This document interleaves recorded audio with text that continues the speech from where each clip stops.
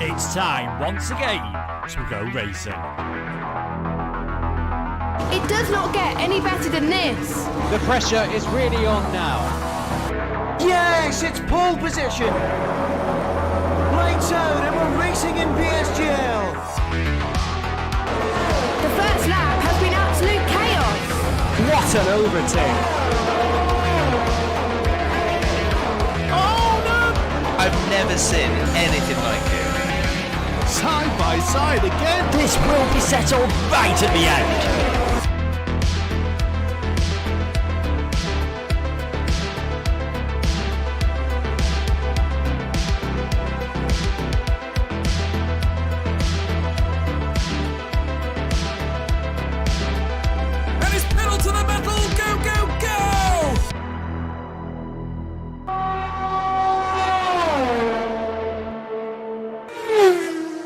Good evening, everyone, and welcome along to round 10 of the PSGL PCF3 tier. We are back after what must feel like an eternity for all the drivers. I know it's felt like an eternity for us as commentators since we last called the action out in Zandvoort at round 9. Of course, if you are looking at this thinking, did you just say Singapore?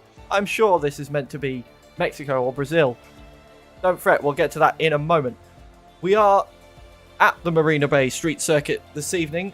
We had, if you may have been following the social media, the desync issues that were plaguing the multiplayer across the last couple of weeks. So the season was delayed while those were rectified, which I'm happy to say they are now.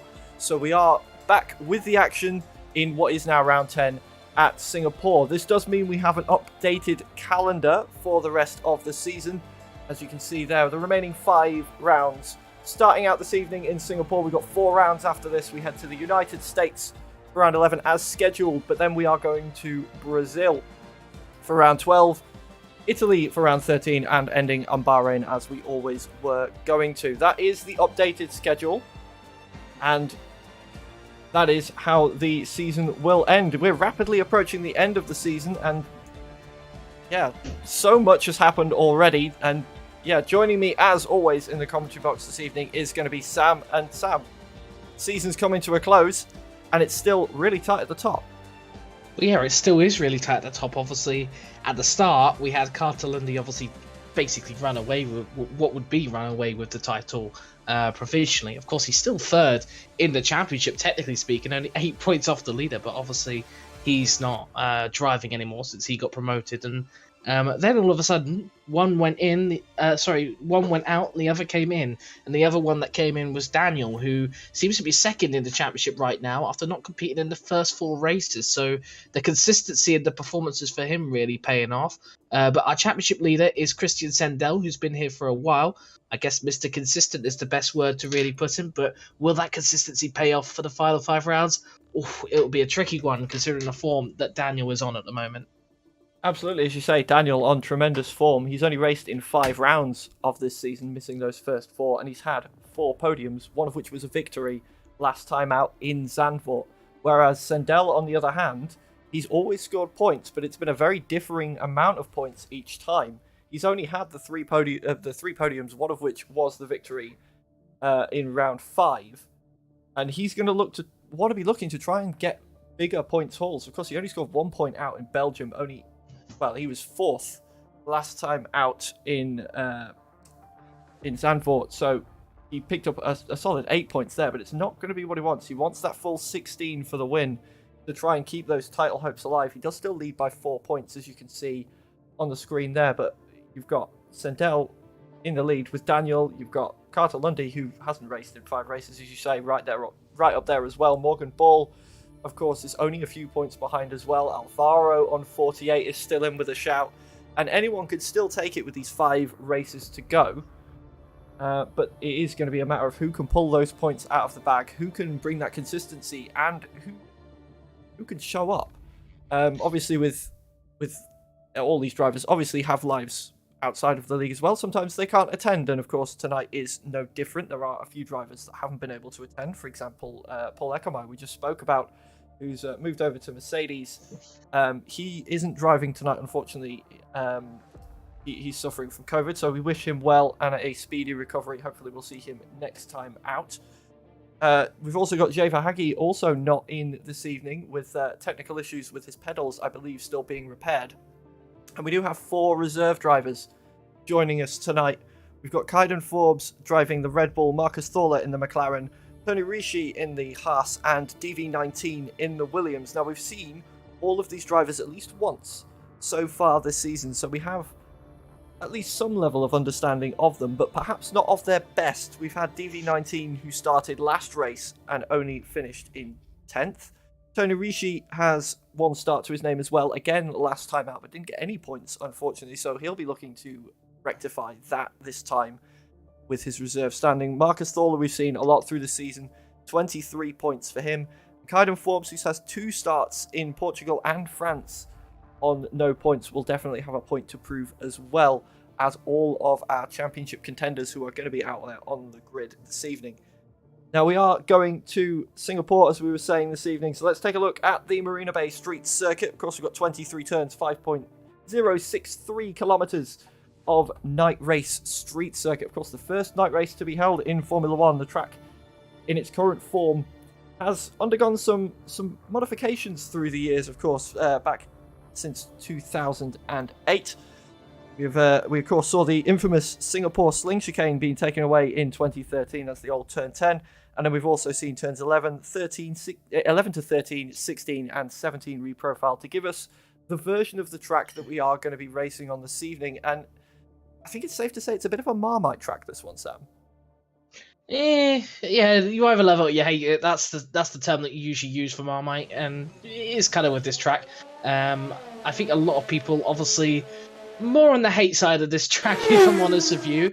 Obviously, hence probably the attendance numbers as well. Not everyone who isn't with us tonight has a reason really properly to, but I'm not going to judge, because obviously some people do have genuine reasons, of course, and the reason why this isn't really a track favourite, particularly if you're a very quick driver or infamously popular with pole, doesn't really show the case for tonight since it's wet. But the alternate strat seems to be very powerful around here. So if you qualify P11 and you've got some pace in the race, then more likely than not you are going to be competing for the win at the end. And obviously we don't really like to see it, because we want to see drivers' performances in qualifying be represented in the race as well. So it's not a favourite because of that reason. Also, very tricky circuit as well to get around, as I'm watching Brent Evans right now try and wrestle his way through these corners, and really on the edge of the car, understeering everywhere as well. So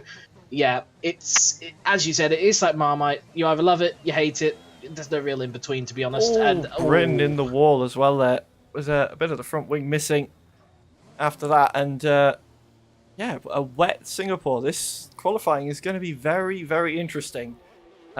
I wasn't expecting a wet qualifying, of course. As Daniel gets the back end out as well there as he comes around through turn 7 Memorial, and everybody's struggling out there. It's full wet conditions, as you can see by the white striped tires, the blue striped tires on all of the cars, and this is the situation where we might see a surprise coming up as well. Some of our faster drivers that have really shown themselves to be consistent through the season so far, they may well be a little less suited to the rain. Of course, it is a very different sort of condition to be driving in. You've got a lot of different forces acting upon the car, because you've got that aquaplaning to deal with as well, and trying to keep the back end straight when getting the traction down. And it could lead to some surprises going through, as we've got no times on the board yet, but I'm sure we're about to get one. There it is, Jed Norgrove setting the bar with a 1:54.5 so far in the Aston Martin. And of course, he'll be looking to have another solid finish after finishing 5th last time out in Zandvoort. But we're keeping an eye right now on last time out's race winner Daniel in the McLaren, who is currently making his way through Sector 3 as Leonard in the other Aston Martin takes that provisional pole position away from Jed Norgrove with a 53.9. Daniel coming across the line, only good enough for a 54.8, but you could see how much he was struggling out there. And we know, as we were saying in the build-up, how consistent Daniel's been so far with 5 starts and 4 podiums. but only able to pull out a 5th so far in qualifying just shows how he's struggling with the conditions as opposed to the dry conditions we've seen in the races previously. Yeah, well, it was the slowest until then. Obviously, Caden Forbes probably not representative lap time. Morgan Ball though now has has the dishonorary. I can't say that word to save my life, can I? But he has the poor sort of position that he doesn't want to be in at the back. But I was on board with Morgan throughout the whole lap, and it was a bit of a sloppy lap. Probably not the best he could do. In fact, it looks like he's going for a bit of a push lap this lap as well, which is unsurprising. Don't be worried by drivers doing multiple laps on these tyres. They do tend to do so in the wet conditions. Since obviously the tyres then get heated up more, they take a bit longer to perhaps heat up and get into their optimum stage. And well, not only that, also the line becomes drier for the drivers on the racing line. So obviously that makes the track a lot quicker as well. That is going to be a factor, yeah, as the qualifying goes on. Is there going to be a dry line forming, and how obvious and I can't think of the word. I'll get back to me on that one. But how helpful is that dry line going to be? Is the rain going to keep coming down and keep that dry line from properly forming to give the drivers that extra bit of grip? Are we going to see... We've got 10 minutes left in the qualifying. Theoretically, if the rain were to stop in the next minute or so, we could see a fairly dry line and maybe in some intermediate tyre runs. Maybe, if anybody's feeling extra brave, some slick tyre runs towards the very dying end of the session. So anything can change on a dime with the way the rain and everything is at the moment. As you can see, I was just watching Morgan Ball's inputs coming through the chicane there, just feathering the brake and feathering the throttle just to guide the car through as the absolute best he can in what must be torrential conditions at the moment with the puddles on the track and everybody being on the wet tyres. And only now really can he start to look about opening the taps, and then he's immediately going to stop again, and a little bit of a wiggle coming around the final corner. But on this push lap, he can't really improve. He must have made a mistake somewhere along the line. Only 2 minutes for that one. So still, Leonard's lap is the one to beat. Yeah, and well, at the moment, it does look like the rain has slowed down a little bit. It does look like that perhaps we'll see some guys try the intermediate tyres in a minute. Maybe a little bit too early. But a lot of these guys out on the on the wet tyres would be out for a little bit longer. However, looking at Leonard, who is currently the pole sitter, he's gone to switch on to the intermediate, so that definitely shows that the track is getting way more better for those tyres. And maybe at the end there, you might be right here, at the end of this, maybe we'll find someone who's brave enough to stick on, I don't know, the soft tyres, and who knows, maybe they could get pole. But getting pole isn't always the key around this track, I think. Well, on the soft tyres anyway, simply because what I said before, the alt strat, you get pole on the soft tyres, everyone behind you is going to be on a better strategy on the mediums, because you can make a one-stop soft to hard, but you can also make a one-stop medium to soft and make it to the end much quicker. So, yeah, really got to think about potentially doing any soft runs at the end of this qualifying. Absolutely, because... as you say, if you do get that fastest lap on the softer tyre, as Daniel goes fastest on the wet tyre with a 1:53.7, the track definitely improving as the session goes on. But if you do set a time on one of these wet compounds, either intermediate or the blue marked wet tyres, and the race session is dry, then you can feel free to pick whatever tyre you want to start on, because obviously starting on the wets or the intermediates during dry conditions would be somewhat inappropriate. But if you do go out and set a fast time on the soft tyre or even the mediums or the hards at the end of this session and you qualify in that top 10, you will have to start the race on that tyre. So that could throw some spanners in the works. Will we see anybody risking the slick tyres towards the end of the session? If it's sort of borderline like that, we may see someone like Daniel, for example, who's currently sitting pretty on pole position, decide to not take that gamble and think that 1:53.7 will be a safe time to get him pole position. But then we may see some opportunistic laps from some of the drivers perhaps towards the back. Maybe, looking at the grid as it forms right now, Bryn Evans, Shigetsky, Gordon N'Golo and Modesto may yet to set a time. If they were to come out at the end of the session on the slick tyres and blast out, they'd be 1, 2, 3 and 4 potentially come the start of the race, and we'd really have some spicy conditions on our hands going into this one.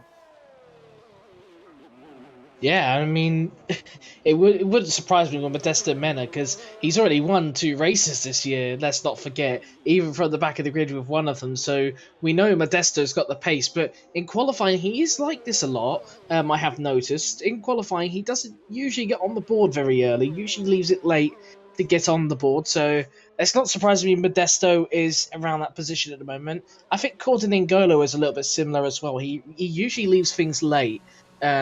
But the big question is, can the track dry up enough in the next 6 minutes to get them on the slicks? And like I said, it's a bit of a game of chess here. If you go on the slicks, you get pole position. You no longer have that strategy choice, whereas everyone else behind you might do. You may have pole position, but you've by far got the worst strategy of everyone else on the grid. So it's a bit of a game of chess if you're looking at this. You've really got to judge upon your fellow peers whether they're going to go out on the soft tyres. And also, the big issue is really if it isn't dry enough yet, and they're ending up wasting about 4 minutes, 3 minutes of time. Obviously, wouldn't be able to get back to the pits in time to put on the intermediates again, and that's just a waste of time, waste of a lap, and well, waste of an opportunity to improve your position. So there's a lot really to look into it towards the latter stage in this qualifying. But personally, looking at the track right now, I don't think it will dry up in 5 minutes. It would be very excited to see if anyone wants to be optimistic. But yeah, it doesn't look like it's going to get any much better more than intermediates. No, the rain is still falling, as you can see on the screen, as we take a look at Leonard currently going out on that first lap on that intermediate tyre. And there was a handy improvement in the first sector for Leonard, so it's looking like intermediates are the right call right now. But with the rain falling, you may be right there in...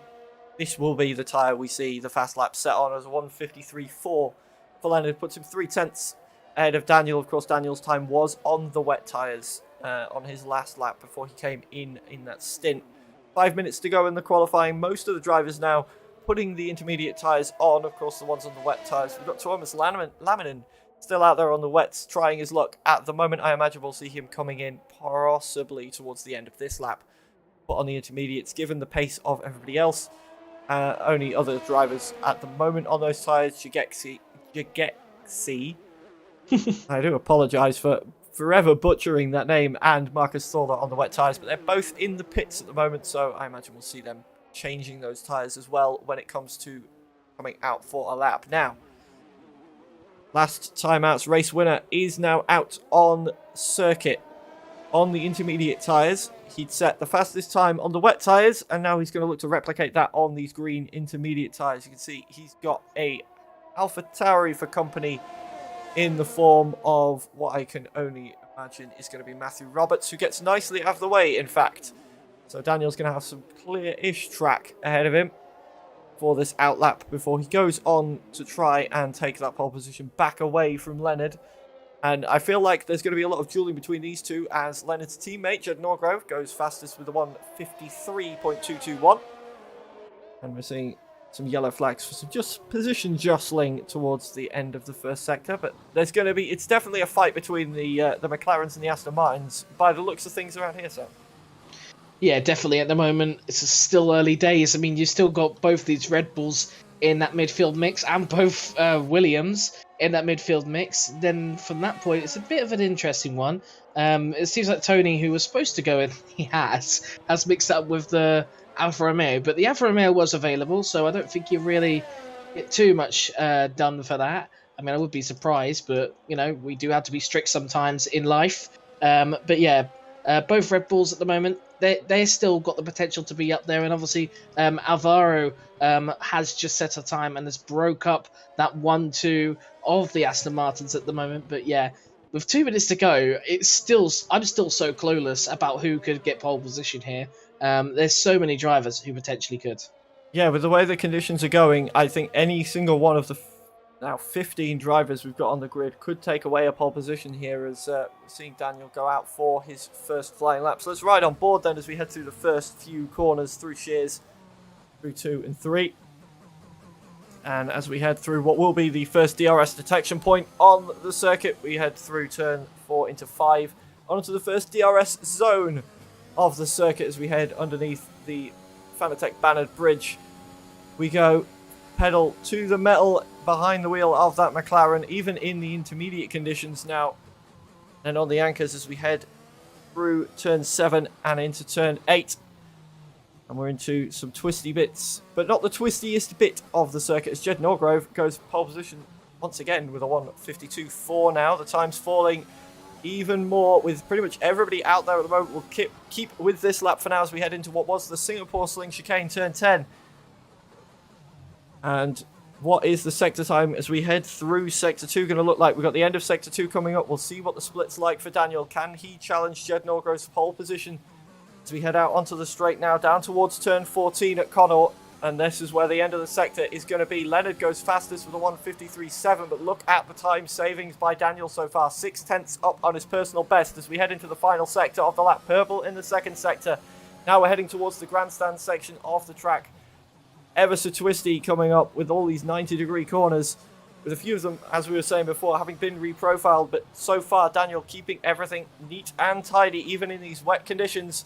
Just a few more corners to go, and it's looking like a pretty solid lap so far for the McLaren driver, perhaps drifting out a little bit wide there, compromising himself, but now he can start opening up. 2 corners to go then. Lift as we head through here into the final corner, hard to the floor. What's it going to be for Daniel? 3rd position is the answer. Cannot challenge the Aston Martins. Leonard still sitting on pole position. 40 seconds of the session left. Almost everybody still out there on a lap, so still anybody can change it. Leonard has invalidated this one, so it's not looking likely he can improve. So if anybody can dislodge that 1:51.7, they can. Morgan Bull, as I say that, a 51.5 for the Red Bull driver coming in strong, and Leonard isn't going to be able to fight back. Yeah, Modesto coming from nowhere, hasn't set a lap time. I said he liked to come in late, and, well, he's got another lap he can do here. Has it Alfa Romeo, so it's probably not his final run just yet. But we'll see the Aston Martins up there all day. What's happened to Leonard? Leonard's on fire at the moment up there near the top. He's been towards the top in previous races, but today he seems like he's really on it, looking for that pole position. But Morgan Bull currently has it. I'm on board with Marcus Towler at the moment. I'm just trying to see his Sector 2 split, just to see if there's anything worthy. Let's just have a look here. As he comes across, he's 1.2 seconds up. That means that at the moment he's projected to a 52.7 at the moment, which would currently place him in P6. So right now he's really close to Daniel. But of course, this Sector 3 is probably where you make up a lot of time. So the McLaren still running on his lap, and, well, not many corners to go, and he's kind of going wide in some of them, but perhaps this is his technique he likes to use, but where he's finding the most grip.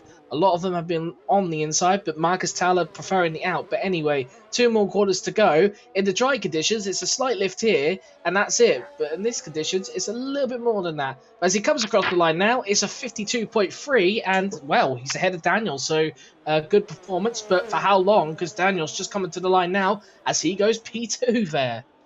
Yeah, P2. So another one dislodging Leonard. Leonard really losing out from invalidating that, what would have been the final lap of the session for him. Morgan Bull's still out there as well. Matthew Roberts with a 51.584.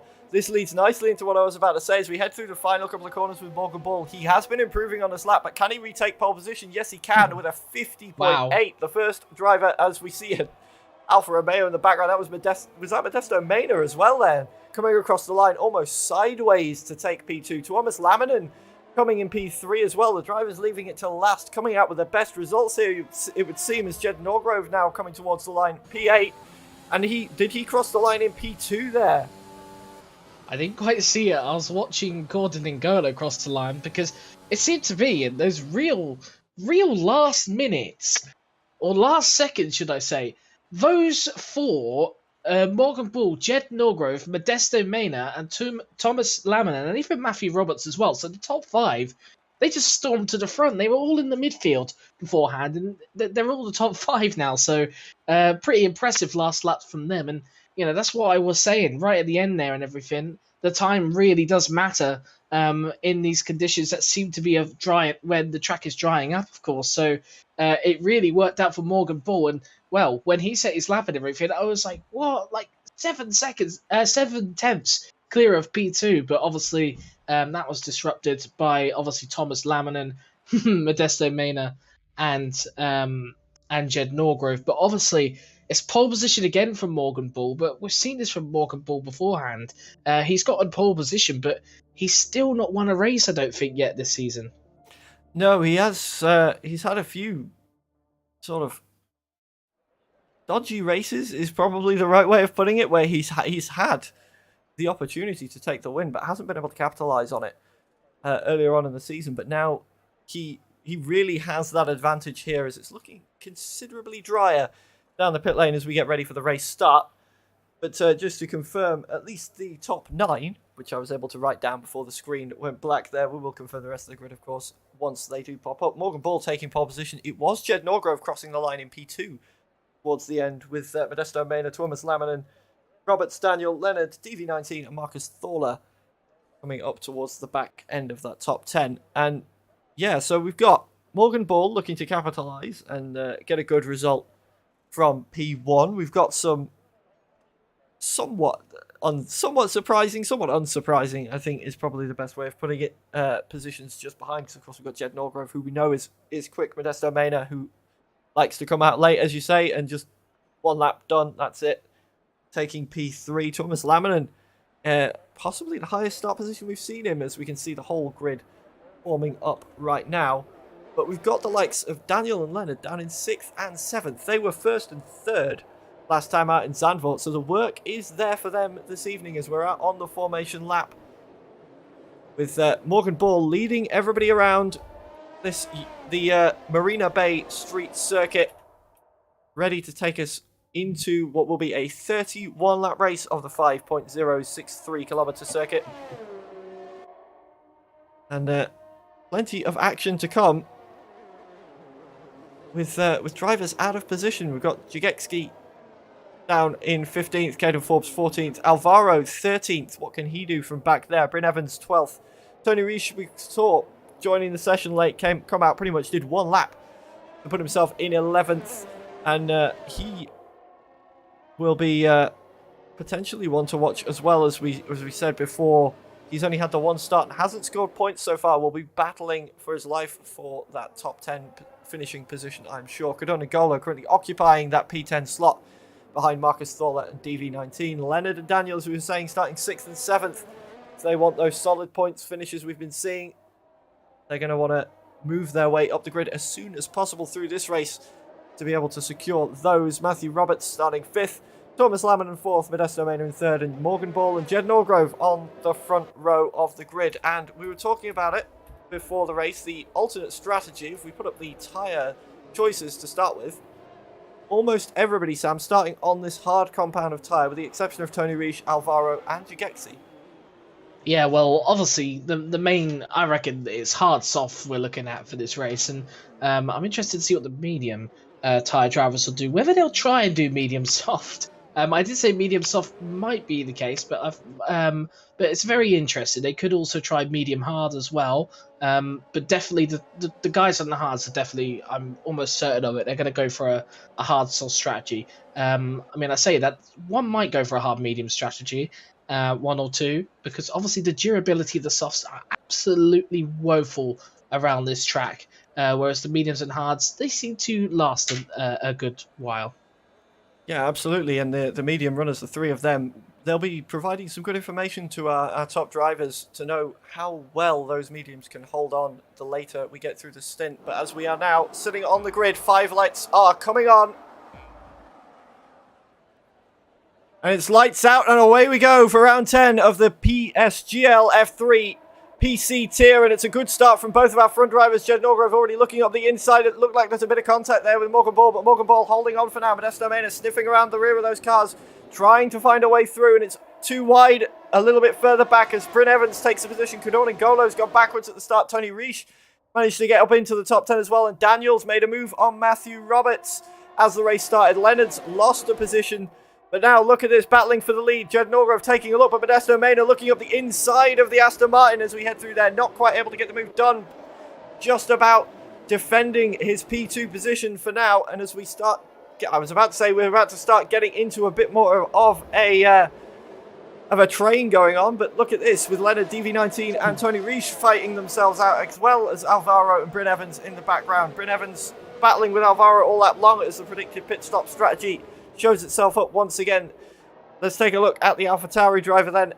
Juggling positions with Alvaro this entire lap. Alvaro very late on the brakes there, almost into the back. He's made contact and spun Bryn around there.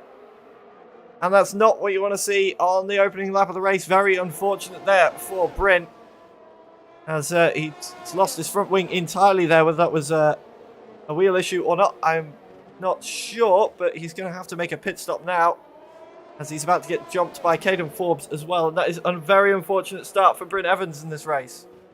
Yeah, and I think Caden's also got a bit of damage as well. He's going very slowly around the corners, cautiously, so really not the race start for these two. Whether they'll retire in the pits, I'm a little iffy about. I'd be pretty disappointed if they did, because we had to 30 who was that that's gone round? Modesto Mena. Modesto Mena lost it on the final corner. We just damage as well. Yeah, he hit the wall hard by the look of it. I think he's lucky to still have a car to drive, given the way that incident happened. In fact, he's very lucky to have a front wing, because it looked like he really clouted the wall. He just dropped the back end coming around the final corner. And we saw it as we were taking a look at Tony Reich coming through the final corner. You could see his teammate spinning around in circles on the main straight, clip the wall. And that is terrible for Modesto Mena with such a good qualifying position. A mistake at the end of the first lap, and now it is all the work to be done. And of course, this is one thing I don't like whenever I'm racing in the F1 game, is if you choose to start the alternate strategy and you make a mistake early on, your strategy's screwed. If you're on the soft tyres, you can maybe make it work, but starting on the hard tyres, he's only going to have to put another hard tyre, or maybe he can stretch a medium to the end of the race, but he's probably still going to have to make at least one more stop after the one to replace the wing if he does. Yeah, I mean, he's probably begging on a safety car, and it's not helpful when you've now only got 14 cars to do so. And, well, Caden just has to drive around the track and not hit any walls to keep himself safe.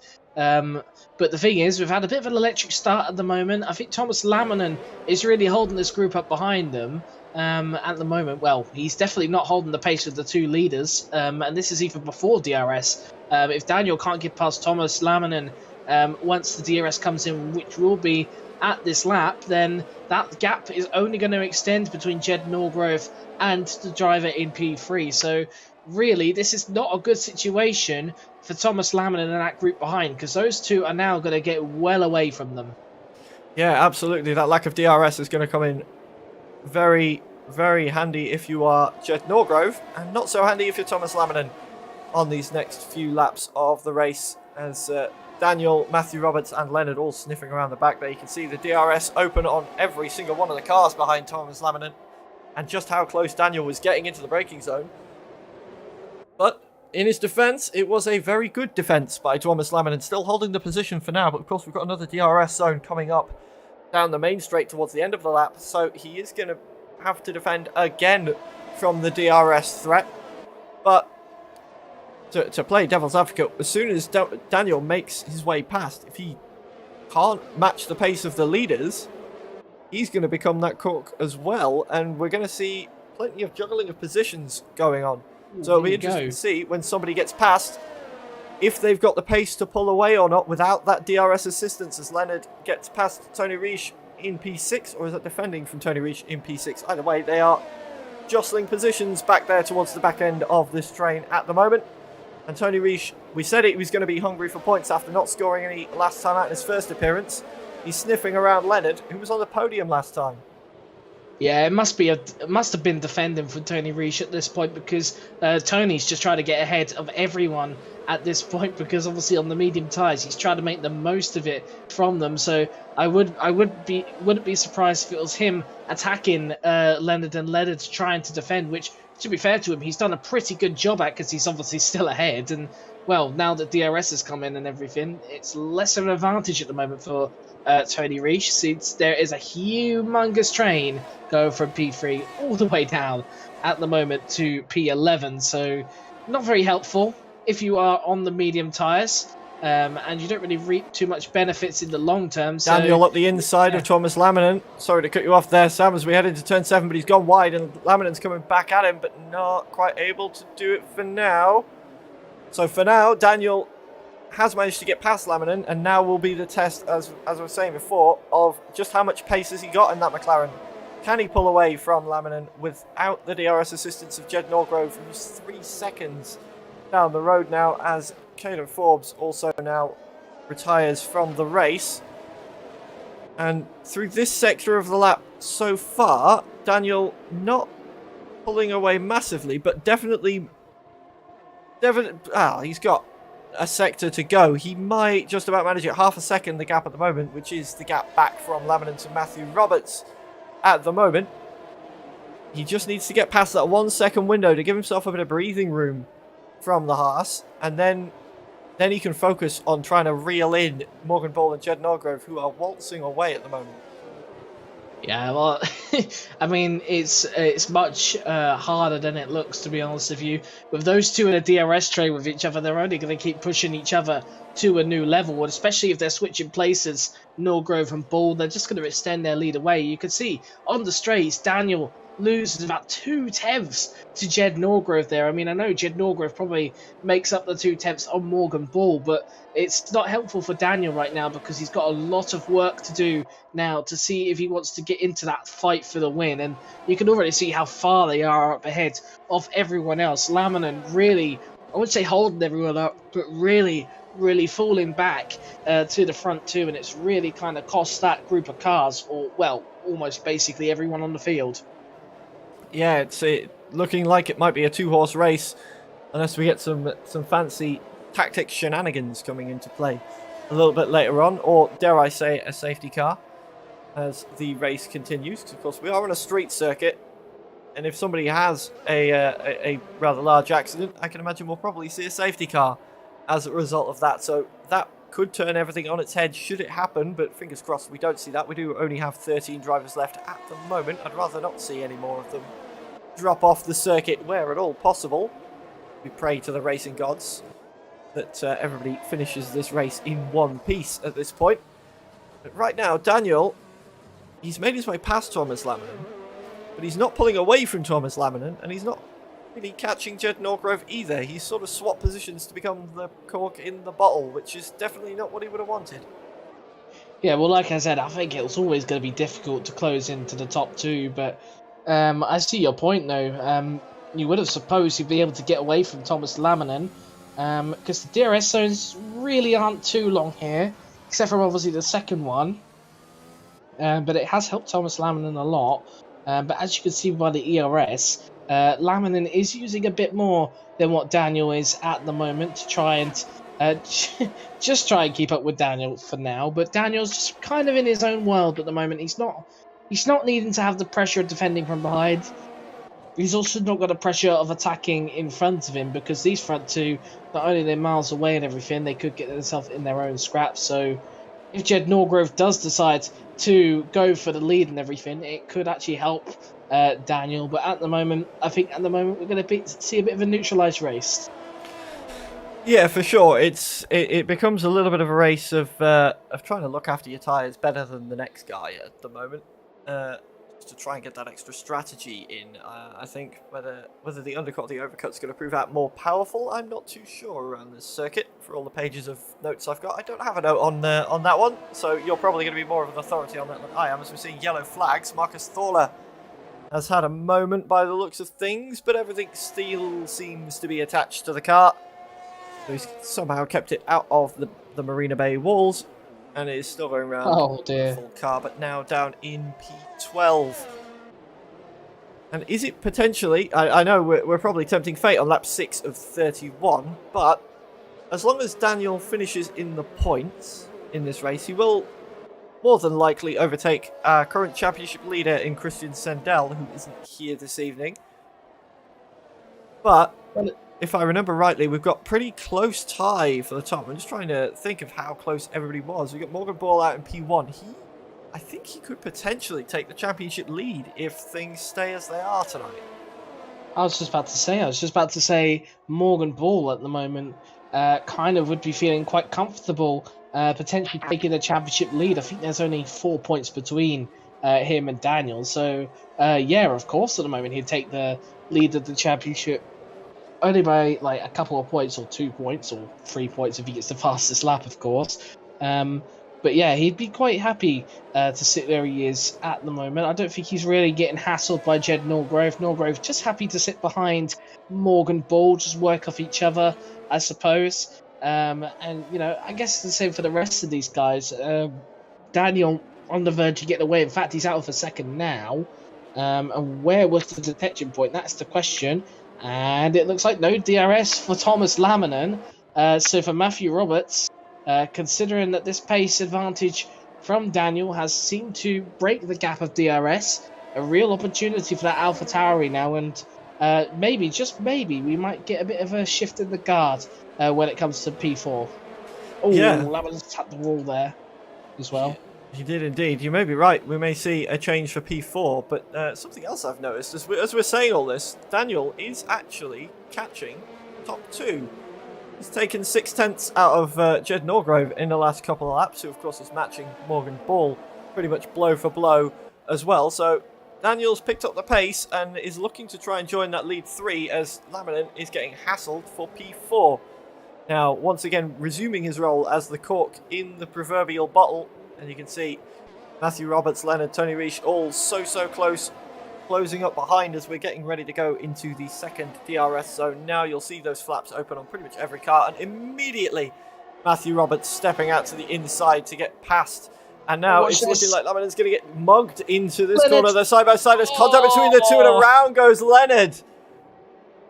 That was a very messy move by most of the drivers involved by the look of it. I think Laminen was a bit of a sitting duck there with being flanked by Matthew Roberts and Leonard going into that corner. Leonard trying to get up the inside of 2 cars, and whether Matthew Roberts just wasn't expecting it or wasn't ready for him there, making contact on the apex, and around went Leonard. And that's not good for Leonard, as we're seeing Thomas Laminen now getting mugged by Tony Reich and put into the wall as well. Reich running him out wide where there's no track to be run out wide too. And I would be very surprised if that Haas doesn't have damage. Yeah, and it's getting a bit heated now in this midfield fight. Everyone's getting a bit more separated as well. Matthew, all the way away, 4 seconds away now from Tony Reich. And we've got to think, this a minute ago was a humongous train in the midfield from P3 downwards. Now it's anything but. And well, Thomas Laminen, I think he did tap the wall, and well, this time he spun, but he's tapped the wall a couple of times, so chunks of end plate have probably been falling off that Haas ever since. On the move, I don't think Matthew Roberts has anything wrong with him. In my opinion, it's just a racing incident.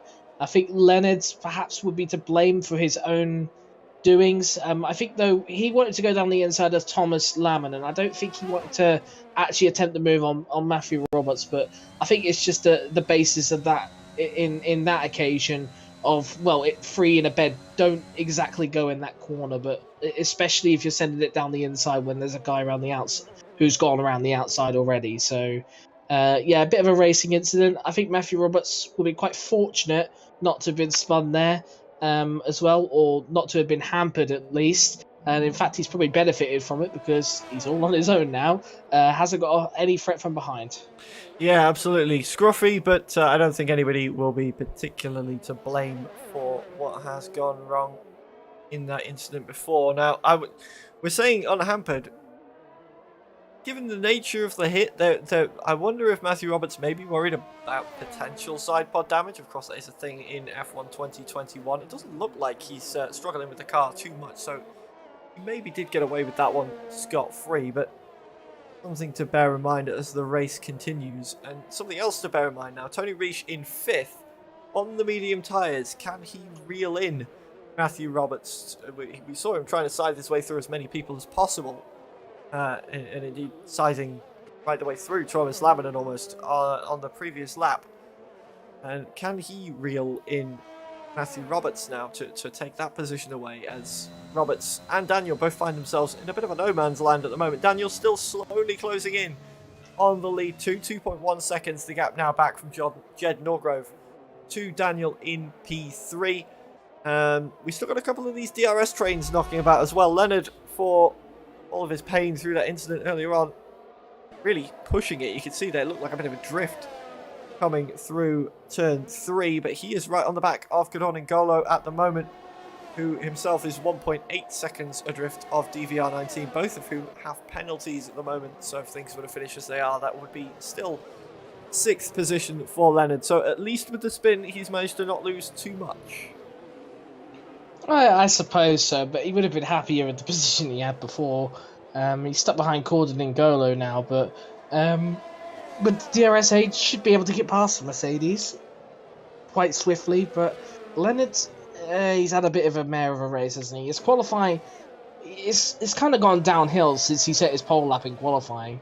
To be honest with you, his final lap in qualifying got him on P2 on the grid. I think he'd be satisfied, and then all of them in the last couple of seconds, all these guys set their laps, and they're like they're tenths quicker than him, and that must have been a doubting feeling to begin with. And in the race, he made up those positions. He moved upwards, and then obviously one small hit, and then he's back down to where he basically started. So for Leonard, probably not the best race for him, or best race weekend, should I say, for him. Probably not the happiest man in the room right now, or happiest man on the track right now.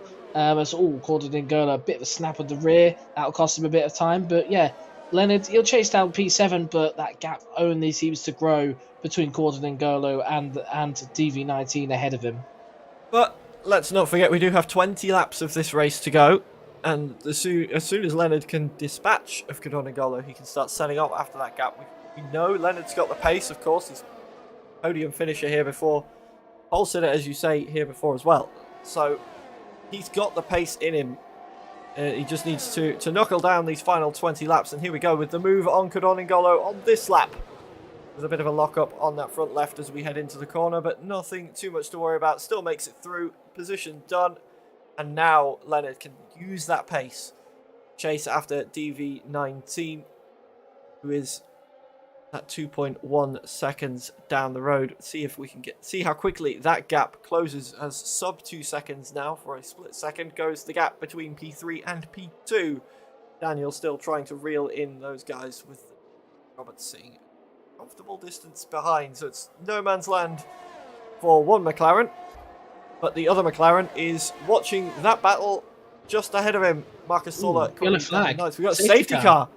Jagetski, I think it is. Yeah, Jagetski's gone off at... What's that? That's turn 8. That's down at Stamford. Jagetski's gone off. And I'm not quite sure what's happened there. Whether he's had a tangle with Alvaro, maybe, or something along those lines, or if he's lost it all on his own. We didn't see it, but that has brought out the safety car. And I'm wondering if... Morgan Bull's in. I was about to say, I wonder if we're going to see some pit stops, and they are all coming in. And interesting strategy. It is an interesting strategy. It's a bold strategy, Cotton. Let's see how it plays out as we see medium tyres going on to Morgan Bull's car. And I'm wondering if we're going to see, with all these cars coming in, any of the lead drivers getting held up by drivers coming down the pit lane to later pit boxes. We've seen it before. Is it going to jiggle around where drivers are? It's going to kill the gaps for sure. But especially with a couple of them double stacking as well. I think Leonard just about gets away with the double stack, with Jed Norgrove being so far ahead of him. The same is likely with the McLarens. In fact, I think everybody will just about get away with it because the only double stacks were quite some distance away. But that Aston Martin safety car is out. Morgan Ball is going to be the next car behind that in the pack, with Jed Norgrove, Daniel, Matthew Roberts, Tony Reich, DV19, Leonard, Corden Golo, Marcus Stoller, Modesto Mena, and Alvaro, the final driver left. 11 cars left on the racetrack. Still so many laps to go. This is going to become a war of attrition to just get points. I think a lot of people will be feeling quite sad for the driver that doesn't get points, to be honest with you. At this point, with only 11 runners left, only one can't score at the moment, but with it all closed up, and I'm interested to see how these mediums fare off against these hards. For Tony Reich, the best job he can do right now is try and stick in the DRS of Matthew Roberts ahead of him, once obviously it's enabled, and try not to lose too much ground, because at the end of this race, these hard tyres will be on another level to those mediums, I reckon. Those mediums, they'll make it to the end, but I mean, if I'm honest with you, it's going to be a bit of a tight stretch for these drivers who've come out on the medium. So, Tony Reich, if he does the things right, he's actually on for potentially a podium or even a race win here. Yeah, likewise, we could see a good handful of points from Modesto Mena as the race comes towards its closing stages as well. Also going onto those hard tyres a few laps ago. So he has got 3 laps on those tyres from his pit stop from the clip of the wall that we saw him have. But he's got them on. Those hards will handily last to the end of the race from here. And if he can keep everything pointing in the right direction, he too could come away with a solid result for points as the medium tyres start to run out of grip towards the end of the race. This does nullify those gaps we saw form. So we saw Daniel in no man's land. We saw Matthew Roberts in no man's land as well before this safety car came out. All of that's been nullified now. And everybody going to be right on the tail of each other. So those lead 2, who built up that gap now, have an extra threat to deal with. Race winner last time out. He qualified in P6, don't forget here, did Daniel. And now he's in prime position to be battling away for another victory here in PSGL PC F3. As Modesto Mena has come into the pits, in fact. Well, I suppose that is probably a good call for Modesto Mena. He was on the hard tyres, 3-lap old hards. He's not really going to lose much by coming into the pits now. He'll be able to get reasonably quickly back towards the rear of that train, and he's only really lost 1 position to Alvaro. Yeah, but my question is, I think the mediums can lead to the end. I'm still interested just to see how that all works out. Everyone on the medium tyres, except for Tony now. So Tony has got some big defending to do.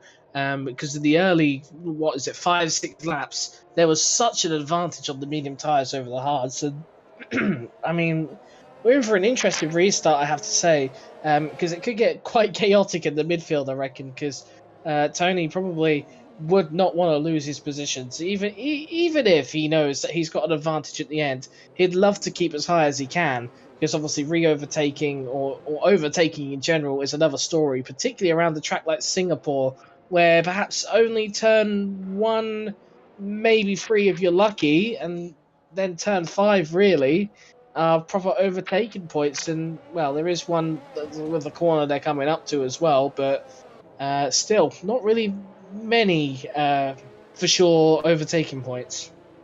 Yeah, it's you're gonna have to pick your moments as the session ends. It looks like we've lost Alvaro for the moment, getting down in P10. That'll be music to Modesto Mena's here, having lost a position to Alvaro, but unfortunate for the driver currently sitting in 10th position. Hopefully we can get him back swiftly as the safety car is coming in this lap. So everybody backing off, getting as much heat into these mediums as you can. You see all the weaving going on.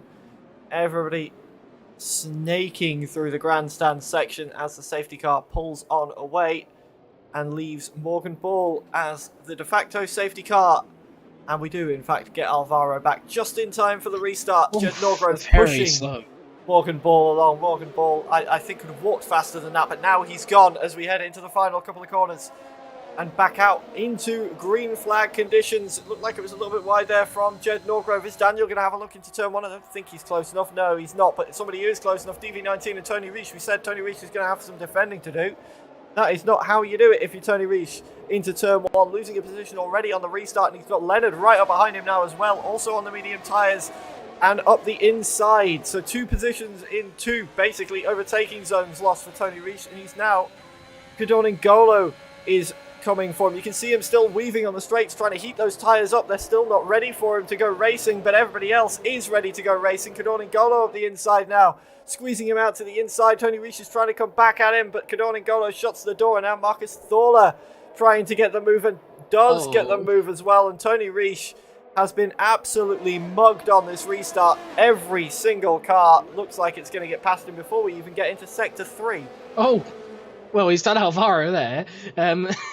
Alvaro kind of outbroke himself a little bit. I was going to say it looked too good to be true. Even on the medium tyres, going to break much later than Tony Reich. So at least he's got a position back there. But here, I think it might be over because Alvaro, he knows he's got the grip to go a little bit better in the brakes. Here we go side by side. And you know what? Tony is keeping that position nice and warm in 9th place. And, well, he's doing a decent job here and everything. But how long is it going to last? It's a matter of when, not if, at this point, whether Alvaro and Modesto will get by. But the more they stick behind Tony, the more trouble they'll have perhaps catching up to the pack ahead. And at the front, it's kind of remained the same, really. Morgan Ball, Jed Norgrove, Daniel, and Matthew Roberts, your top four. But I mean, I'm not really surprised about it because it is quite tricky to overtake here. But in terms of pace-wise and everything, Morgan Ball doing a similar thing to what he was doing at the start beforehand, kind of really just legging it away from Jed Norgrove.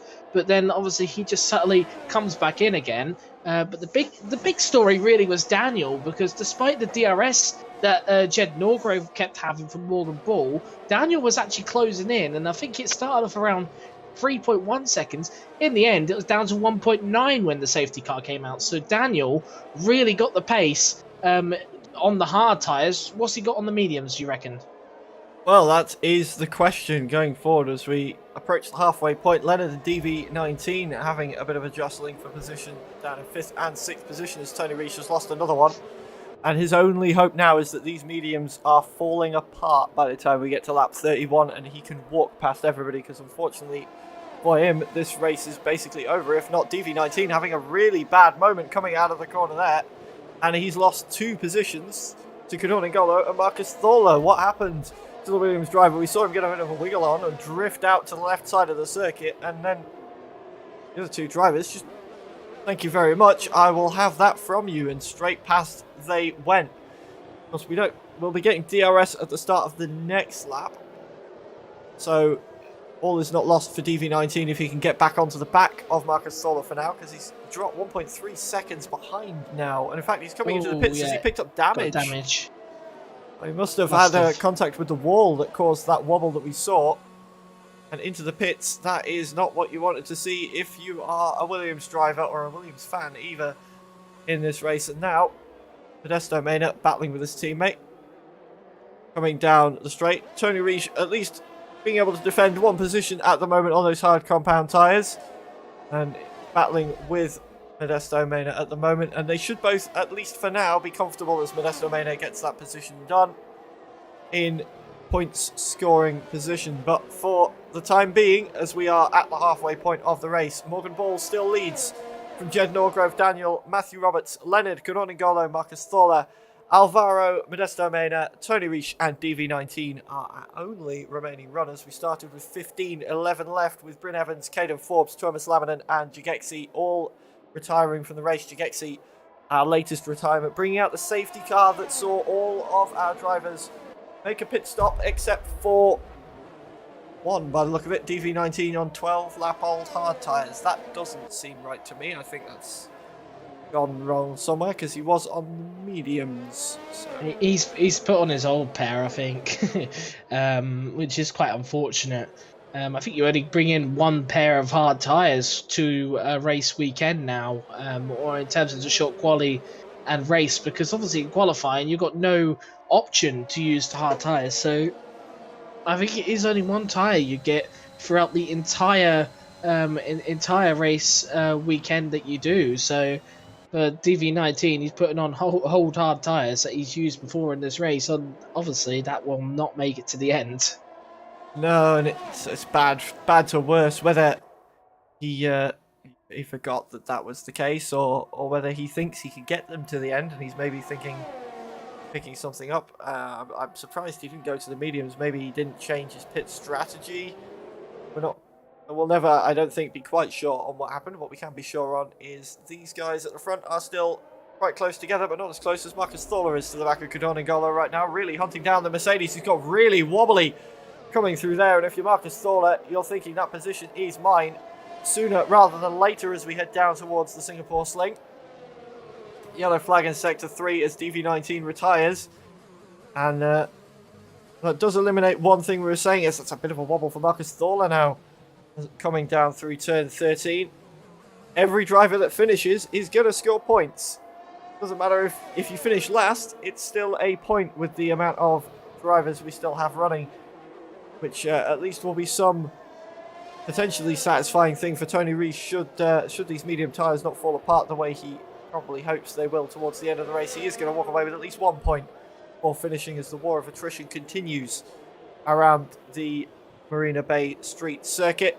And Marcus Thorler still right on the back of Canoningolo right now. We've seen them both have pretty big wobbles through this lap, but we're heading towards the DRS zone now. 3/10 the gap.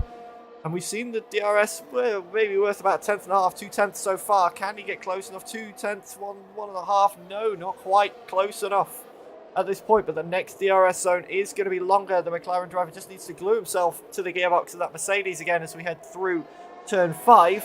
And he should be in with a shout of taking the position through 6 into 7. On we go to the second DRS straight, then the flap opening up. Cadorningolo covering the inside. What's Marcus Stoller going to do? Follow around and dive to the outside down towards turn 7. And a good bit of defence from Cadorningolo holds him off, but the switchback, as you say, he's trying around the outside again on Cadorningolo, but that Mercedes is as wide as anything going around the circuit right now, and still Cadorningolo holding on to 6th place. Yeah, well, the problem is for Marcus Towler, he's got nothing in the tank at the moment. And what I mean by that is the ERS, of course. Really, behind this sort of thing, maybe he should just sit behind Cadorningolo a little bit. He knows he's mile behind the leader. He's not going to catch up to them.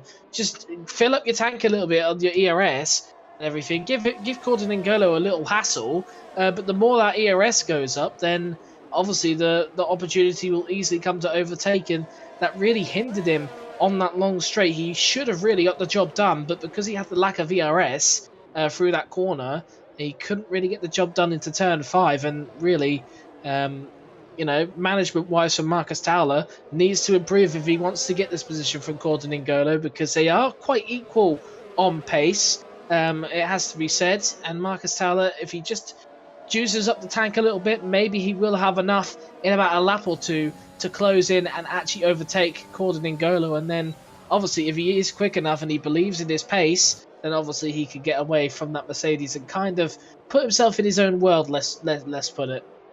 Yeah, the only saving grace in that respect at the moment is for every % of ERS that Marcus Stoller is using, Cadorningolo is using just as much. 6% left for Marcus Stoller, 5% left for Cadorningolo. Seems like for the moment, when it comes to using that battery charge, Cadorningolo's got Marcus Stoller's number, and without that extra battery charge, Marcus Stoller is struggling to get that extra bit of speed to take the position away, even with the help of the DRS. As we've seen on this lap, 2 more doses of it, and he's still no closer to stealing that position away. And perhaps right now, if you're Marcus Stoller, you're thinking about trying to force an error from the Mercedes driver. We've seen both of them make mistakes in the last few laps, but Cadorningolo with the scariest of the two, as we saw him coming out of turn 7 a couple of laps ago with the rear end all kinds of sideways, Tokyo drifting through that section of the track, but still somehow holding it together. And Marcus Stoller now maybe thinking about trying to pressure another unforced error or forced error out of the Mercedes driver and just push him along, because the ERS, yeah, he could save, Marcus Stoller could save the ERS, but if he does so, it's going to give Cadorningolo a chance to save it as well. And the big game of chess that is the final 11 laps of this race begins to unfold for these two. Yeah, and it's going to be very interesting now. I think Marcus Towler's probably in his best position yet. I say that, but he's had a rather poor turn 2 and 3, but that obviously could be the dirty air. And, again, it's that panic, having to use the ERS, but, you say that and everything, but what is Cadorningolo to know if he thinks that Marcus Towler is a threat behind him? Because he will definitely not know, obviously, unless he's got an engineer, of course, alongside him peering into it. He will not know the ERS status of Marcus Towler. He'd probably be assuming that he is saving up right now, but because Marcus Towler is such a threat and everything, Cadorningolo's not going to worry. So it's very interesting. But one thing we have got to think about, and that is obviously the medium tyres degrading. These drivers are going to become ever so more slower, and you're seeing this with Cadorningolo and Marcus Towler. Those medium tyres are starting to really break on them a little bit, even after 7 laps. And I'm wondering at this point if Tony Reich actually has a bit of damage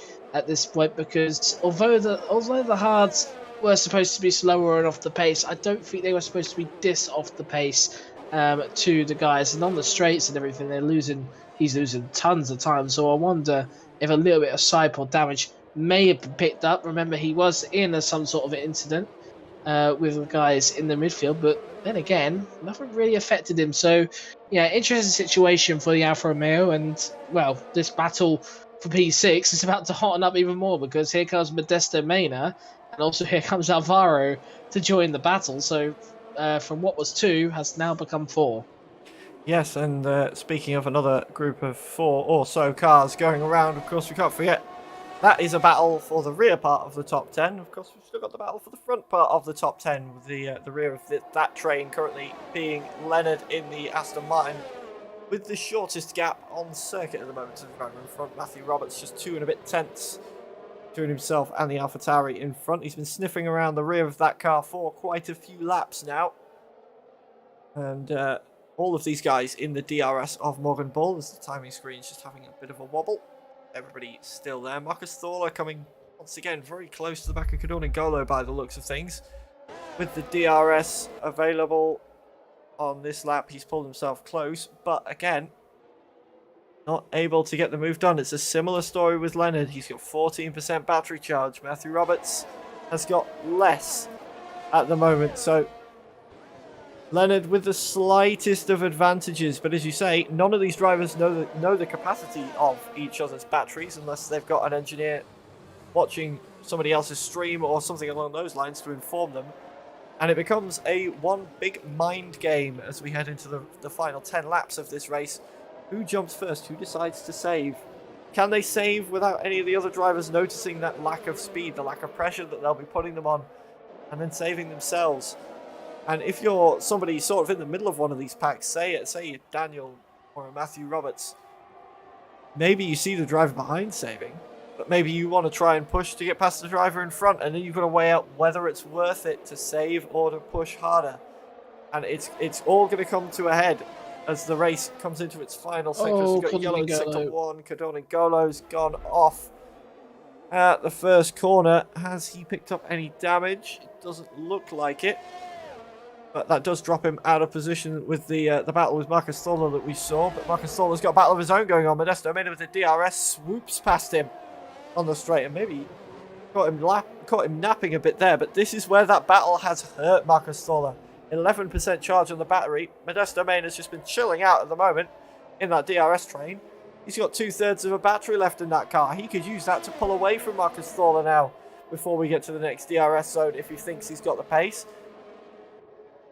Yeah, exactly, and you know what, Marcus Towler could definitely, he could panic a little bit as well. He's not got the ERS to overtake here, and if he's wary that he can't keep up, like out that corner, for example, he was quite off the pace. He could come under threat from Alvaro because a small mistake will put him right in the clutches of it. He's keeping up with Modesto Mena at the moment, but Mena's not exactly using any of his battery where Marcus Towler is, but if Alvaro can get close to him, then definitely Alvaro's got a bit of a sniff and a bit of an opportunity on that McLaren, and well, he'll be seeing that red light constantly, and he would be tempted with his 40% battery at the moment to definitely look to stage a move on that McLaren, but obviously he knows at the moment he's a bit too far back for that.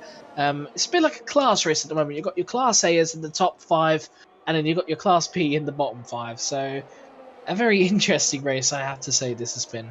Yeah, and everybody going to be scoring points regardless of which, as we say, class we see you finish in. But this battle is going to be interesting. Marcus Thorler, as we highlighting, with the least battery out of any of these three, with Modesto Mena sitting at 60-odd%, Alvaro sitting at 40-odd behind him. Who's going to make the power play as the race comes to a head? There's 8 laps to go. And this is a battle for 6th. Don't forget, we do still have the battle for the lead as well, with Daniel closing in on Jed Norgrove at the moment. But these guys have been pretty much stuck in formation since the safety car came in that few laps ago. And who's going to make a move there? We see, battery percentage-wise, Jed Norgrove with a big advantage over the rest of the drivers around him, and Matthew Roberts with the big disadvantage at the moment, but he is using that battery to hold off Leonard, who, this is a very similar situation to what we saw with Marcus Thorler and Cadorna-Golo, both of them exhausting their energy supplies to battle it out to try and get a position, and it's putting them at a huge disadvantage to everybody else around them, with Daniel sitting at around 60%, and he's 20-odd% behind Jed Norgrove at this stage of the race. These two may well fall back behind and end up in a little battle of their own as the race comes to a head. Yeah, I was just about to say, if they're not careful with everything and these top three start using their battery, these two are at big risk of potentially actually falling out of the DRS. And Matthew is right on the edge there. He'll get it here, but because all these guys have got DRS on the straight, they're making no difference. And look at Daniel, he's used a bit of ERS there. And look at the time just shoot up for Matthew Roberts at the moment. So for him and Leonard at the moment, they're in a bit of a sticky dilemma to where their race is starting to become a bit more of a 2-horse race for 4th instead of a 5-horse race for 1st place. Yeah, and you can see that gap did stretch to over a second.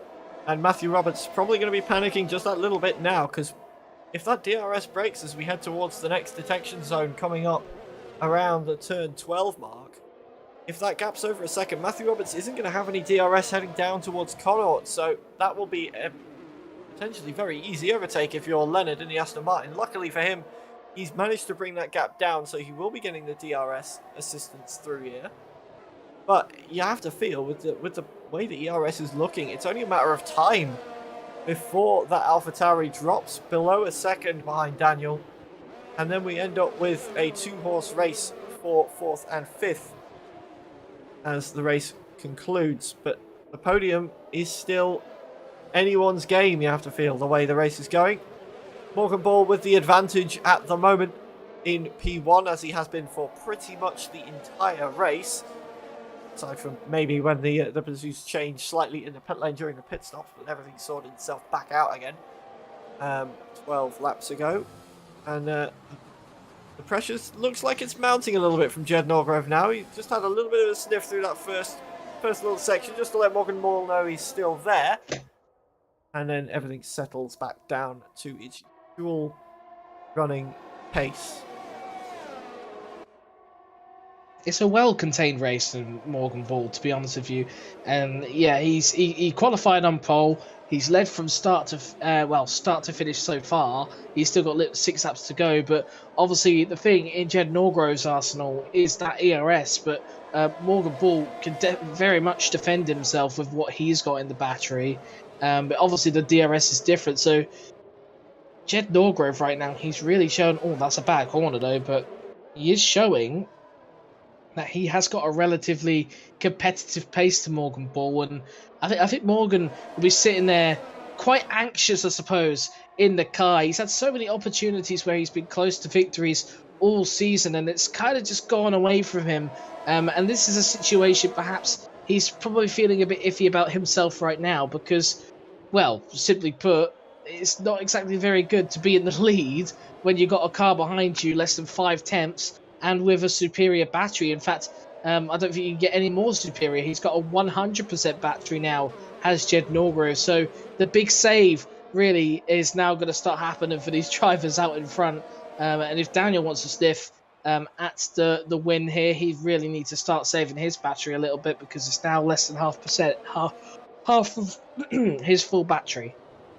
Yeah, the ERS going to be the really big deciding factor of this race, which I think we've seen it before this season as well, how much that yellow box on the screen plays out in these races.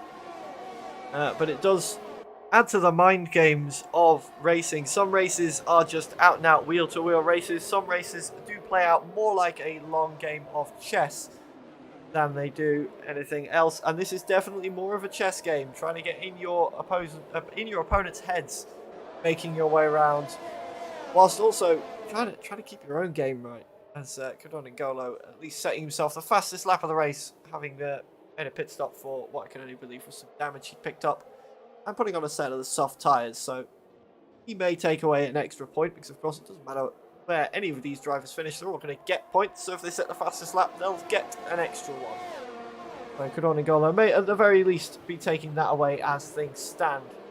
But for now, 5 laps to go, Morgan Ball still leads from Jed Norgrove and Daniel, rounding out the podium. Matthew Roberts and Leonard still clinging on to the top 3 in their own little battle for 4th and 5th, with Modesto Mena then 6 seconds back. It's nearly 7 seconds back with Marcus Thola for company. Then it's Alvaro, Tony Reich and N'Golo all sort of chilling out in a world of their own in 8th, 9th and 10th. And those are all of our remaining runners. Only 10 left after we've lost DV19, Jigexi, Thomas Lemonen and Kaiden Forbes, and of course Bryn Evans very early on in the race as well. 15 starters, 10 still running. And 5 of those have penalties as well. We've not even spoken about that. Matthew Roberts and Leonard locked into that fight for the moment though. Matthew Roberts has penalties and Leonard doesn't. So that'll be doubly infuriating if Leonard knows that Matthew Roberts has got a penalty that he can't get past and maybe try and fight with Daniel, that he has the battery to at the moment. But he's going to get that position anyway come the end of the race, so he's just sort of stuck there for no reason at the moment, which is highly unfortunate for someone we've seen up on the podium before. But 4 laps to go. Are we going to see some of these mind games play out? Who's going to be the first one to start diving on that ERS button a bit more frivolously as I talk about penalties, and it makes no difference. Leonard picks up a 3-second time penalty to make it 6, and now he does need to get past Matthew Roberts on the track because they are both matching for the amount of penalties that they have. So I don't know whether that comes across as a commentator's curse, that I've cursed Leonard, or whether he's done that to spite me. I'm not quite sure, but either way, disregard most of what I said in the last 5 minutes, Sam. Yeah, it's definitely a curse. It happens a lot. Like, I've been with many different commentators, and well, similar things have happened. Let's put it that way, where you said something and then 5 seconds later, the exact opposite has happened to them, and well, usually it's quite negative, that opposite thing that's happened to them. But here is where perhaps, as we've been saying, the games will begin. Obviously, Jed Norgrove probably will be looking for a move on Morgan Ball in the next 3 laps, of course. But it's more when is he going to make it more than if he's going to make it, because he's definitely going to have to make some sort of mark. Obviously, he's going to win the race. And could these two squabbling about if there is a problem on the final lap, it could open the door for Daniel. So Daniel, perhaps at this point, he's not fussed. He's probably not going to get P2 on normal circumstance. Let's be honest with you. With the DRS and how tricky it is to overtake, you probably need to rely on some mistake from any of the two in front of him. So for Daniel, it's more about what happens in front of him, whether he's going to make up any positions. And well, it seems to be heating up a little bit as Jed Norgrove continues to kind of just be right behind that Red Bull, almost touching the rear end of him in some corners as well. So very interesting the last 3 laps ahead. Absolutely, and it's the race of opportunities for Daniel. Whether those opportunities provide themselves or not remains to be seen, but Jed Norgrove now really hounding the back of Morgan Ball. I think he's chosen now as the time to start striking with that full battery, and it's already fully charged. Again, heading into the grandstand section, not really using it through there, but he is very, very close to the back of the Red Bull now. Heading into the final few laps of the race. Is he going to make a move? And if so, where is he going to make a move? We'll have to keep our eyes peeled and watch out as we head out onto the main straight to start lap 29 of this race. You can see him reeling the Red Bull in. He's not going to make a move now. He's just getting closer and closer. Once again, we've got more DRS coming up on the exit of turn 5. If he can stay glued to the back of the Red Bull, he may think about making a move. You can see him burning more of that ERS now. 10% used on this lap already. He is really trying to get onto the back of Morgan Ball now and make his presence known. DRS open, back on that button just for a squirt at the start of this straight. He's coming up. Is he going to be looking to the outside now because the inside was covered off? Nope. Morgan Ball, driving the world's widest Red Bull on this occasion, holds on to the position for now, but it's never really a move to be made by Jed Norgrove. More a signal of intent than an active attempt at gaining a position. But this is where the mind games now start to play. Morgan Ball, 56% left on his ERS, out in the lead. No DRS available either to defend in these final couple of laps. Jed Norgrove will have the DRS assistance coming out of this corner as well, and he's got 40% more battery charge in that Aston Martin as we head down towards Connor once more. He is pushing Morgan Ball through these corners now, Sam, and where is he going to strike? Well, obviously, I think the obvious place is obviously turn 5. I think, well, turn 5 or turn 6, because is that a turn midway through the DRS, would you say, or not really? Turn 6. I think the official track map lists turn 6 as the midway point of that DRS zone in Sector 1. Yeah, just on the end of the Raffles Boulevard. That is turn 6. Okay, so basically turn 7 is your overtaking opportunity at the end then, is it? Oh yeah, I can see now, because it got... yeah, it's confusing when some corners are not actually corners, but the game seems to... Not the game, but real life says they're corners. But anyway, little tap of the rear for Jed Norgrove. It's really getting spicy. We said where they'll be overtaken, and... Well, this corner perhaps will be like it, but really raking at the wheel, and I tell you what, that's an opportunity gone for Jed Norgrove. I mean, for now, there's an opportunity gone, because here he comes. Is he going to try and take it here? No, he's going to have to wait a little bit. Is there an opportunity for a switchback? Well defended from Morgan Bull. He knows what he's doing on the track at the moment, but yeah, only very limited opportunities now for Jed Norgrove behind. And, well, I think Morgan Bull will be rather satisfied with what happened though just before there, a little wiggle of the rear from Jed Norgrove going onto that straight, and well, quite fortunate really, it has to be said, for Morgan Bull, but he has got 30% less ERS, and look at him squealing away at the exit of those corners. Those mediums are really on the verge and on the end of their life, to be honest with you. So really is going to be an interesting last lap, I reckon. It absolutely is, Sam, as we're taking a look at the onboard of Jed Norgrove now, just how much he's working to try and get past Morgan Bull. And Morgan Bull is going to have to defend for his life on this final lap of the race, because Jed Norgrove is going to throw every single thing he can at him. But luckily, Morgan Bull seems to have the defence. He's really figured out where to position the car going into turn 7 to keep that Aston Martin behind him, but he's got the rest of the track to deal with as we head out onto the final lap of the race. Look at the closing speed on that Aston Martin. He's going up the inside into turn 1 to take the lead, and there's nothing Morgan Bull can do about it. With the ERS, with the DRS, Jed Norgrove takes the lead at the start of the final lap, and can Morgan Bull come back at him now? He's got less battery power. He's going to have the DRS as we head down towards turn 7. What's he going to do? It's a poor exit. It is a poor exit from Morgan Bull, so is he going to have to look backwards now? Morgan Bull, as Daniel is going to be looking at this, licking his lips as well, and now Jed Norgrove has seen Morgan Bull do that to him so many times over the 30-odd laps we've had so far, and does exactly the same thing to his rival. Shuts the door, no outside, no inside for you, and Jed Norgrove defending now half a second, but look, Morgan Bull's fallen into the clutches of Daniel as we head towards the final DRS zone of the race. Coming around this twisty section through turns 11 and 12, out onto 13 for the final time. And towards the end of the second sector for the final DRS, how close is Daniel? Because it looks like Jed Norgrove is going to be safe in the lead of this race. Down we go, this final DRS straight then. Can Daniel get anything done? He's got next to no battery left. He's not close enough. And I think that's realistically the final opportunity for an overtake for Daniel in this race, short of a big mistake from Morgan Bull. It looks like he's just about going to hold on to the position. You can see them still ragging it through, getting as close as they can to the barriers as we head into the grandstand section for the final time. Jed Norgrove pulling away now from Morgan Bull and Daniel with that extra battery power he had. He really put that to good use in this final lap of the race as we head through the final two corners then. Jed Norgrove, Morgan Bull led from start to almost finish, but Jed Norgrove takes the victory from Morgan Bull. Daniel rounding out the podium, and Matthew Roberts coming across in 4th ahead of Leonard. Modesto Mena will cross the line 6th with Marcus Thorler, Alvaro, Tony Reich and Kadoni Golo, all of our finishers in this race. But that was a tactical masterclass at the end of the race there, Sam, by Jed Norgrove. He played it absolutely perfectly into that final lap. Well, I think Morgan Bull would have his head in his hands, and I think obviously him coming across the line the way he did kind of really represents possibly how he's feeling at the moment.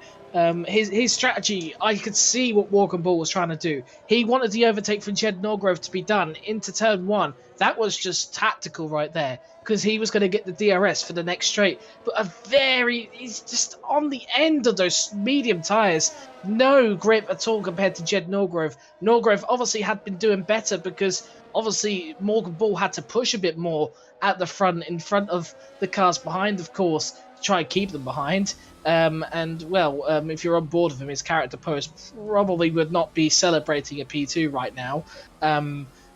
Just simply because that was a race that was lost in his own hands, to be honest with you. And his strategy, it made sense. he was definitely going to get the overtake done, well, re-overtake done, if it wasn't for the grip on those medium tyres being horrendous right at the end there. And for Jed Norgrove, all race he'd been sitting behind that Red Bull. Oh, how sweet it must feel to have finished ahead of him right at the depth there. Absolutely. It was a very well-driven race indeed. And as you say, Morgan Ball going to be kicking himself for that one, but should still be happy with a P2. I believe that still puts him in the lead of the championship as we take a look at the confirmed finishing positions for this evening's race. Jed Norgrove with that victory out of Morgan Ball and Daniel. All three of those drivers, the only three without a penalty this evening of one form or another, as you can see on the side there. Matthew Roberts held off Leonard in the dying stages of the race to take home fourth, with Leonard finishing in fifth. Modesto Mena, as we saw, finishing sixth. Marcus Thorler, seventh. Tony Reich crossed the line in eighth. Alvaro, who started 13th, finishes in ninth. With Cadorn N'Golo, our final classified finisher, in P10. And then, of course, we lost 5 drivers through the course of the race. DV19, Jagexi, who brought out the safety car around that pit stop window, which worked out quite nicely, just about, for our hard compound drivers. And then Thomas Laminen and Bryn Evans also not finishing the race. But what a tactical race that wound out being there, Sam, as we'll try and grab some drivers for interviews, if any are available. What a tactical race it turned out to be in the end, with that game of chess really playing out in the final few phases, and Jed Norgrove coming away with the checkmate this evening. Yeah, well, I mean, like I said, I can't really turn around and say that. Like, you know, it is a sad, particularly for Morgan Ball, a driver who all season has really kind of been searching for that victory at this point. It's almost just been a search party for him. Every single race, he's kind of been in that sort of list of drivers who perhaps we could look at as potential winners, and then unfortunately just doesn't go on to win. And I think this one will hurt the most, simply because it was tactical, and he played a game in the tactics as well, did Morgan Ball, and, you know, arguably he probably could have done the strategy completely right at the end there. But yeah, I think he just got very, very unlucky, perhaps with the grip of the tyres at the end just not kicking in, particularly through turn 5, which is where obviously he lost a lot of time on the rear end and, well, just couldn't get back of him with the DRS. So, oh, wow, it's going to be a very, very interesting rest of the season for Morgan Ball, because although he's still searching for that race win, he can still win the championship.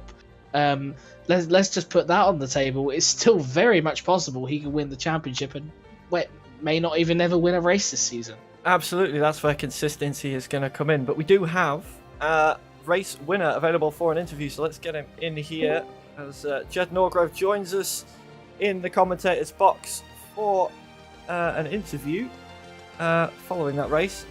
There we go, you're not muted anymore. Well, what seemed like a perfectly planned out strategy play at the end of that. Were you deliberately holding on for the end of that race? We were talking about it being a game of chess in the closing stages, with everybody using different amounts of battery power and being on the same tyres.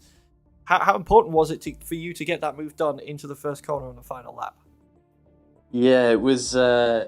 I planned it to sort of leave it. I think it was lap 29. I thought that I needed to close up and obviously go for the move. And I tried it. I used a lot of my battery. I saved it up, and I used it lap 29 on the second DRS straight. But like coming onto the exit, I got a really bad exit. The rear tyres are really, really sketchy, so I had to be careful. So I thought, and Morgan had good traction off there, so I sort of had to rethink it and sort of go into turn 1, because I knew I'd get a good exit off the final corner, because it was really tough. Because usually you'd go for it down the second DRS straight, but the tyres were just hanging on at the end, so I had to go for it down the main straight. But yeah, luckily it worked out and we got the win. Yeah, we were leads me on to my next question, was just how difficult were those tyres? Obviously, we saw everybody coming in probably a little bit earlier than they would have liked with that safety car midway through the race, and everybody pretty much dragging those tyres through the final phase of the race. So just give us a point of view from behind the wheel of how difficult it was on that, what was essentially canvas probably by the end of the race, to get that car around the corners in one piece. Yeah, it was quite tough. Obviously, the hard tyres in the first stint, they were very, very slippery on the rear as well, so they were quite tough as well, especially towards when the safety car came out. So I was quite glad when the safety car came out because the rear was getting a bit loose then. But yeah, I knew when the safety car came out that the mediums could make it, but it was going to be like touch and go whether it would get to puncture territory, because usually you get to around 40%, and most other tracks when you get to 40% you've still got a reasonable amount of grip, but around Singapore for some reason when you get to like a 30-40% the rear tyres just drop off completely. I don't know whether it's overheating, but yeah, it was, like I said, I wanted to make the move on lap 29, but the tyres just didn't want to work on me. So yeah, towards the end, the fronts weren't too bad, but the rears, yeah, were, especially in a lot of traction zones, really loose on the rear. So yeah. Well, it was a perfectly executed plan in the end. With I think by the looks of things, Morgan Ball had a pretty similar issue with those rear tyres going into that second DRS zone, but pulled out the checkmate in the game of chess for this evening. Sam, any questions from you before we let Jed go celebrate this victory? I think you've answered all of them, if I'm honest with you. So the only words for me, obviously, is big congratulations on the victory tonight. Thank you. Yeah, congratulations then to Jed Norgrove, tonight's winner around the Marina Bay Street Circuit. We'll let you get off and celebrate and so forth for the Thanks, evening. guys. See ya. Thank you very much for joining us. And I don't think we've got anybody else ready for an interview, so we'll start wrapping things up then for the evening for this round 10 Singapore round of the PCF3 tier at PSGL. Of course, we have got some more races to go on the calendar coming up as well, if we'll bring it back to the screen to show you the remaining parts of the calendar. We brought it up earlier on, we'll bring it up again with Singapore done and dusted. We're off to COTA next time out, next week in fact, off to Austin, Texas for the United States round 11 of this season, and more exciting racing to come, Sam.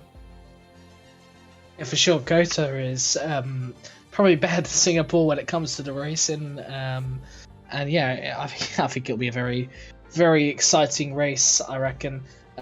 COTA, of course, very well known more recently as a very entertaining track. Turn 1, of course, there's many DRS turns, many overtaking opportunities, should I say, and obviously there's an opportunity for a very much so cracking race. And well, of course, tonight probably wouldn't be the best advertisement to tell your friends about F3, of course. But obviously we have to remind you, well, we don't have to remind you, but I've got to remind you every single week, the action is very tight, very close in this division, as is, of course, the rest of the tiers, because there's so many people who sign up for these leagues. So obviously the competition is very close, it's unpredictable, and well, for the final run in of the season, we're in for a very good title battle as well. And if I'm honest with you, I have no knowledge of which way it's actually swaying at the moment, because everyone's taking a win at the moment.